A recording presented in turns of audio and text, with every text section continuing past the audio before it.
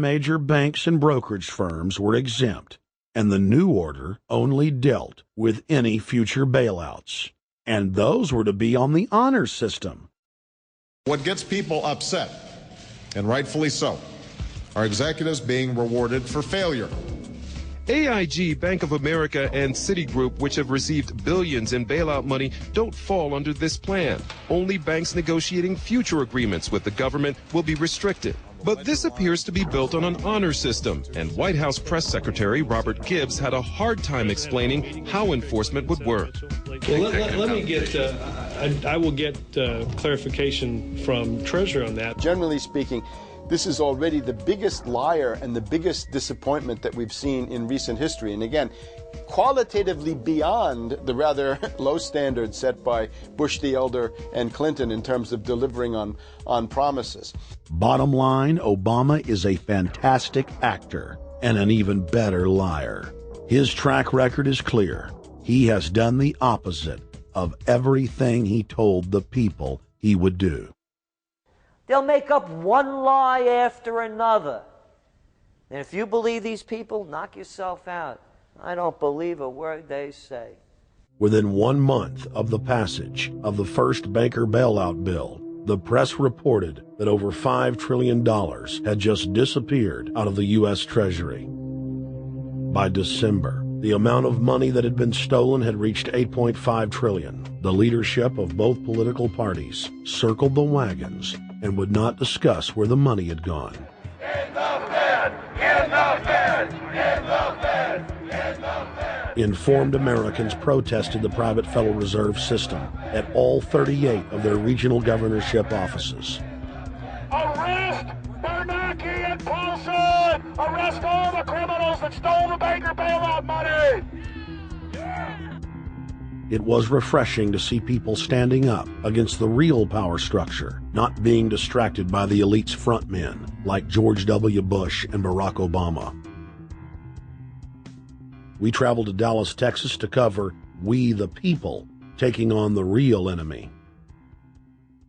Hey, I want to talk to the workers up there on the parapet, the ones smoking cigarettes that just jumped back. You're with the American people, we know that, but understand, ask the workers inside. You're not in a federal government building. You're in a private Federal Reserve that uses that name as a fraud. That'd be like if my first name was Federal Reserve Jones. I'm still not the federal government. I'm not a federal agency. But if I said my name was Federal Reserve, I could go out and pay off politicians and get them to allow me to get into power so I could issue the currency and credit, and then I could buy up the world. That's what these criminals have done. A lot of people think that the Federal Reserve is already part of the government. They're not. It's controlled by cliques of unelected, unaccountable bankers meeting in secret. Most of these people have never even been through the formality of a Senate hearing or a Senate confirmation. They claim that they're part of the U.S. government. They masquerade as if they were part of the U.S. government. But in reality, this is a purely private operation. Jackals, hyenas, raptors, all of them loyal, not to the American people, but to the Wall Street banks, which is where most of them come from. Everyone is pointing to Barack right now, President Obama, as saying, you got to get the economy together. You got to get the economy together. When in fact, the president has very little to do with the economy. It's the Federal Reserve chairman that at least sets the policy. That's a privately owned company, the Federal Reserve Bank. They set the agenda. These guys are masquerading as a federal institution. They are a private banking consortium, and this is their front, their holding company. The Federal Reserve is not federal. It's a front for a private banking cartel. That's on record in congressional testimony, and they're the ones orchestrating the economic collapse we're seeing right now, so that's why we're here. While at the In the Fed rally outside the Federal Reserve Bank in Dallas, Texas, we spoke with Ron Paul's brother, Wayne Paul. 1913, the Federal Reserve Act was passed, floor of the House, where 3 members of Congress were on the floor.